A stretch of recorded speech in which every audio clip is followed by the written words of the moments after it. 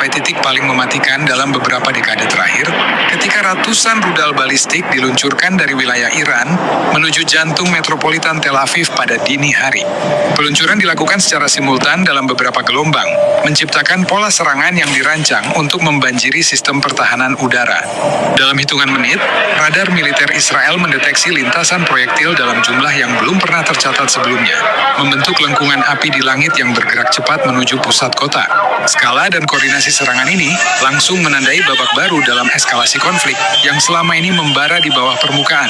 Sirene peringatan udara meraung hampir tanpa henti selama lebih dari 1 jam, memaksa jutaan warga berlarian menuju bunker dan ruang perlindungan. Langit malam berubah menjadi kilatan cahaya oranye dan putih akibat sistem pertahanan yang menembakkan pencegat secara bertubi-tubi. Namun volume rudal yang datang dalam gelombang bertahap membuat sebagian proyektil lolos dari intersepsi. Dentuman ledakan terdengar berlapis-lapis, mengguncang jendela apartemen dan membuat tanah bergetar seperti gempa buatan manusia. Ketakutan menyebar cepat, diperparah oleh kegagalan komunikasi di beberapa distrik. Gelombang pertama rudal menghantam kawasan permukiman padat di pusat dan selatan kota, menghancurkan blok-blok apartemen bertingkat dan pusat perbelanjaan yang masih dipenuhi warga malam itu. Bangunan beton runtuh dalam hitungan detik, meninggalkan tumpukan puing yang menjebak ratusan orang di dalamnya. Rekaman amatir memperlihatkan dinding luar gedung terkelupas, memperlihatkan interior kamar yang terbelah seperti rumah boneka yang hancur. Kendaraan di jalan raya terbakar setelah terkena serpihan ledakan, menciptakan kemacetan total di jalur evakuasi. Ledakan demi ledakan menciptakan bola api raksasa yang terlihat hingga puluhan kilometer dari pusat kota, menerangi cakrawala seperti fajar yang dipaksakan. Tekanan gelombang kejut memecahkan kaca-kaca gedung tinggi, bahkan di distrik yang tidak terkena langsung. Kebakaran meluas dengan cepat karena jaringan air kota terganggu, menyulitkan tim pemadam untuk mengendalikan kobaran api. Di beberapa titik, kebakaran sekunder terjadi akibat pipa gas yang pecah, memperparah situasi dan memaksa evakuasi besar-besaran. Otoritas darurat melaporkan angka korban melonjak drastis dalam hitungan jam, dengan estimasi awal mencapai 20.000 jiwa tewas di wilayah metropolitan tersebut. Angka Yo, minasan konnichiwa, apa kabar semua? Assalamualaikum warahmatullahi wabarakatuh. Ini pembahasan kali ini tentang peperangan Iran bersama lawan Israel dan Amerika dan dampaknya buat tenaga migran menurut saya ya. Salam jaya WhatsApp untuk pakcik makcik di Malaysia, Malaydes sana. Ini pembahasan kali ini kita fokuskan ke perang ini ya, dan dampak ke tenaga kerja migran juga ke negara-negara lain lah, terutama di Indonesia khususnya, karena peperangan ini eskalasinya kian gila ya. Semoga kita nggak sampai ke perang dunia ketiga. Janganlah, kalau bisa janganlah ya. Itu kalau udah perang nuklir itu semuanya kita kena. Pak Prabowo pernah bercerita itu bisa 20 tahun lamanya kita nggak bisa melihat sinar matahari, bayangin. Dan semua ikan-ikan, sungai-sungai di dunia ini akan tercemar. Apa nggak gila itu ya? Jangan sempatlah kalau perang ini ya, antar sudah di sana aja.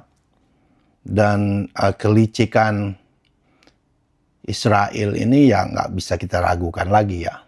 Pertama yang akan kita bahas eskalasi perang dulu, terus dampaknya buat tenaga migran yang bekerja di luar negeri, juga buat Indonesia ya. Pertama, peperangan ini kita bahas. Perang ini menurut saya banyak orang yang ngomong kita harus berpihak kemana. Kalau saya gampang aja, simple aja. Lawan Iran itu siapa?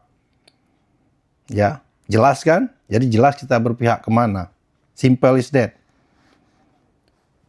Yang bikin masalah terus-terusan di Timur Tengah kan Israel terus ya. Semua. Nggak pernah berhenti. Baru aja nggak lupa kita masih sangat clear di ingatan kita mereka bikin genosida di Gaza. Jadi peperang ini menurut saya ya kesalahan dari Amerika yang dimanfaatkan Israel. Israel juga sekarang ini Amerika jadi proksinya Israel. Israel ini pintar sekali memperdaya Amerika dari dulu untuk menjadi domba aduan mereka. Nah, sialnya lawan mereka kali ini adalah Iran. Iran yang sudah prepare, yang sudah lama berpuluh tahun bersiap akan hal ini dan sangat tahu pattern, istilahnya tabiat gerak-gerik Israel dan Amerika ini. Karena Amerika dan Israel ini bukan satu kali dua berperang di sana. Semua Israel punya andil. Waktu perang Irak, Israel juga yang bikin fitnah Irak punya senjata pemusnah massal dan diikuti oleh negara Amerika dan Barat. Irak dikeroyok kan. Sama sampai negara-negara Syria semua itu nggak lepas dari andil Israel untuk memperlemah negara di sekitarnya. Jadi dia gampang aja untuk mencuri tanah-tanahnya. Jadi kesalahan orang ini menurut saya membunuh Ali Khomeini. Ini kesalahan fatal. Karena Iran nggak tergantung dengan pimpinan seperti ini, satu orang pimpinan ya. Dan Iran di backup oleh Rusia dan Cina, itu nggak bisa dihindari. Persenjataan itu banyak sekali dibantu dengan Rusia walaupun kita nggak lihat secara langsung di lapangan. Dan untuk teknologi seperti satelit itu dibantu dengan Cina. Itu Cina punya satelit yang lebih canggih sehingga Iran punya gambaran jelas sasaran-sasaran mereka di Israel. Luar biasanya Iran kali ini, dia menyerang semua pangkalan Amerika di sana. Gila, itu bukan satu negara loh, sampai 9 negara, 9 pangkalan dilibas sama Iran.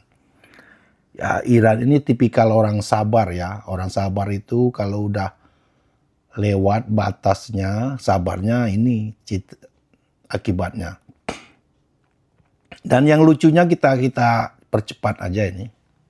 Tadi ada cuplikan kan. Lucunya Iran ini menyerang sebuah pangkalan Amerika di negara-negara Arab yang selama ini tahulah kita negara Arab. Yang justru jadi penjilatnya Amerika. Semua negara mereka ada pangkalan kan. Ini juga pelajaran buat negara-negara Arab ini bahwa nggak ada yang bisa melindungi mereka. Pangkalan Amerika aja diserang, dihancurkan satu persatu dan liciknya Israel menggunakan kesempatan ini. Kemarin waktu Iran menyerang pangkalan Amerika di Arab Saudi, setelah beberapa saat kemudian kilang minyaknya meledak. Arab Saudi, di Qatar begitu juga, di Dubai juga, sehingga mereka hampir kecolongan, hampir masuk jebakan Batman Israel. Rupanya yang menghancurkan itu Israel dengan intel Mossadnya. Karena saksi mata banyak bahwa rudal yang menghancurkan kilang minyaknya negara-negara Arab ini arahnya lain, bukan dari arah Iran. Untunglah teknologi juga udah canggih dan Arab Saudi, Qatar juga berhasil menangkap beberapa agen Mossad. Coba bayangin liciknya ini. Kalau nggak ketangkap, nggak ketahuan, negara-negara Arab, Qatar, Bahrain dan sebagainya ini udah kemakan adu domba, malah akan berpihak ke Amerika dan Israel dan menyerbu Iran. Begitu bahayanya situasi geopolitik saat ini. Ya.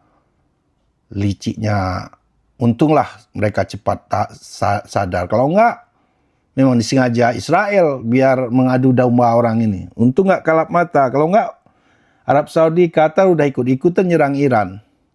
Iran udah clear, dia ngomong kami menyerang pangkalan Amerika di negaramu. Ya nggak bisa disalahin juga yang selama ini dipakai untuk menyerang Iran. Jadi jelas kan, kalau ngandalin negara Arab ini slogan-slogan demo-demo nggak keruan nggak akan pernah Palestina itu merdeka. Orang-orang negara Arab seputar itu aja udah jadi kaki tangannya, antek-anteknya Israel. Jadi masuknya Indonesia di Dewan Keamanan kemarin itu bagus. Banyak yang teriak-teriak keluar. Nggak usah terlalu patriotik. Kalau coba mengandalkan patriotik, demo-demo, slogan-slogan selama ini, apa yang dapat? Palestina itu semakin hancur. Orangnya dibunuhin secara masif, berkala, tanahnya dicuri. Itu hasilnya. Untung Pak Prabowo ambil tindakan nyata di pidato PBB kemarin. Kalau nggak sampai sekarang, udah ratusan ribu lagi yang mati itu orang Gaza. Dibantai Israel. Jadi itu saja peperangan ini menunjukkan luar biasanya Iran. Ngeri lihat senjata-senjatanya. Iran punya misil rudal yang seperti klaster. Datang satu, pas Iron Dome datang dia pecah jadi puluhan rudal-rudal kecil. Luar biasa sekali loh. Dan senjata-senjata hypersonic mulai keluar. Nggak bisa dicegah Iron Dome itu. Nggak gunanya udah menjadi toilet dome katanya. Nggak guna. Dan strategi untuk memenangkan perang ini, bikin perang ini lama. Seperti yang dipakai Houthi. Karena perang ini mahal. Untuk menangkis drone-drone murah. Buatan sengaja ditembakkan drone-drone murah. Misil-misil murah oleh Iran. Itu sampai 3-4 Iron Dome itu terbang mencegah. Itu berapa duit? Amerika lah yang bangkrut kalau perang ini lama, ya. Jadi untuk tenaga migran untuk Indonesia dan kawasan lah, karena Iran sudah menutup Selat Hormuz, ya harga minyak akan mahal. Jelas akan mahal kalau Indonesia tergantung minyak dengan minyak Singapura. Itu akibatnya. Singapura ini juga mengimpor minyak dari sana untuk jual ke kita, gila kan. Untunglah Pak Prabowo sekarang udah bikin kilang minyak sendiri, semoga cepat itu operasi. Dan kita punya kerjasama dengan Aljazair, jadi kita punya bahan mentah. Nggak perlu tergantung sekali dengan negara-negara lain. Dan saatnya Indonesia mungkin menurut saya berubah ke mobil listrik. Benny sering ngomong itu ya, yang sumber energinya ada di perut bumi kita. Dulu Indonesia itu tergantung di minyak, dikondisikan begitu oleh mafia-mafia minyak. Biar kita jadi budaknya Singapura dan Malaysia. Sarang-sarangnya mafia itu kan di situ. Rakyatnya menderita. Tenaga kerja migran yang di Arab Saudi bukan Indonesia aja, banyak itu ya. Tenaga kerja migran kelas-kelas elit di Dubai, teman-teman saya pelatih-pelatih renang. Dari sini orang Inggris, orang Amerika, orang Jepang banyak kerja di sana. Eksekutif banyak. Ini semua ya terancam lah kan. Jadi satu hal yang pesan saya buat tenaga ya, kalau bekerja di luar negeri ya, itu jangan terlena, berusahalah menyimpan.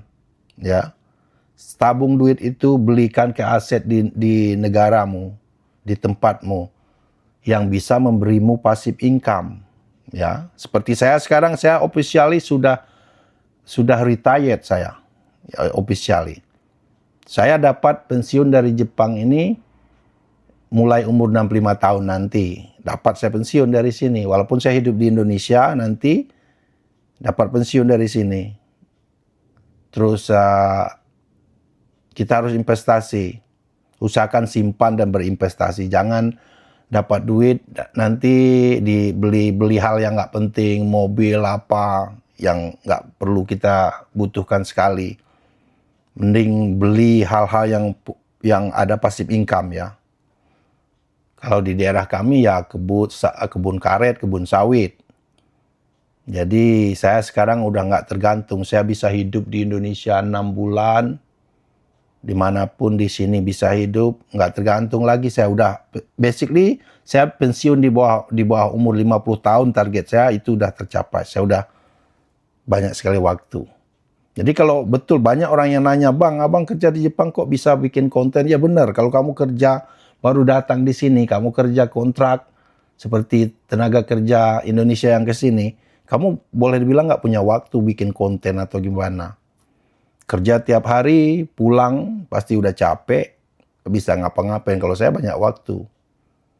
Ya, hidup yang bagus itu apa? Yang punya waktu, punya uang, dan punya waktu. Itu yang perfect. Jadi nyimpanlah, terus investasi di kampungmu. Kalau kamu bekerja nggak hasilnya nggak mencukupi di sini, usahakan bekerja yang ilmunya bisa kamu ambil, ya, bisa kamu ambil. Kalau kamu bekerja di bidang pertanian di sini, ambil ilmunya, nanti pas pulang terapkan. Kalau di bidang bangunan umpamanya, ambil ilmunya. Jangan asal kerja aja, harus di leverage istilahnya. Kita ambil kesempatan untuk belajar. Ya minimal kalau kalian kerja di Jepang ini, kalian dapat aura disiplinnya, ya konsistennya. Kita menjadi jauh lebih giat, disiplin, dan konsisten. Itu yang penting dalam hidup menurut saya ya. Dan itu terbentuk oleh lingkungan juga. Kalau lingkungan di Jepang ini akan membentuk begitu. Bayangin kalau kamu kerja 8 jam seperti di Jepang ini, kamu dedikasikan kerja 8 jam seperti di perusahaan untuk dirimu sendiri, umpamanya di kebun, berkebun, bersawah, pasti kamu berhasil. Begitu. Intinya begitu. Nabung. Jangan terlena-lena ya. Walaupun kamu punya istri orang sini, ini jangan lupa negerimu. Karena statistik, nanti saya bikin video khusus perceraian itu dengan orang asing itu tinggi sekali di Jepang, bukan dengan orang Indonesia sekali saja ya. Kadang di saat udah mapan kita terjadi masalah cerai, banyak sekali. Orang Indonesia sendiri yang kawin dengan Jepang di sini banyak yang cerai, teman-teman saya sendiri juga. Jadi jangan kalau lihat video bangga-bangga mereka, saya istri Jepang itu mungkin baru kawin, itu baru beli apartemen. Nanti kalau udah punya anak masuk sekolah, mau kursus ini baru masalah datang. Kalau kalian nggak punya pendapatan minimal 300.000 yen di sini, susah itu. Ya. Jadi itu makanya penting investasi di kampung untuk in case emergency.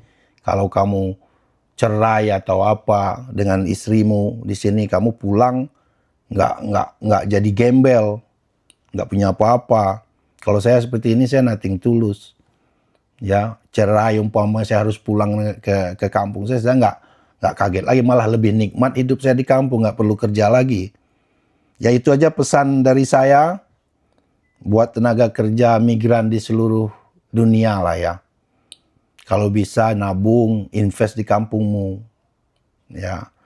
Walaupun kamu udah nikah dengan orang luar negeri, karena hal terburuk bisa aja terjadi, tetap investasi.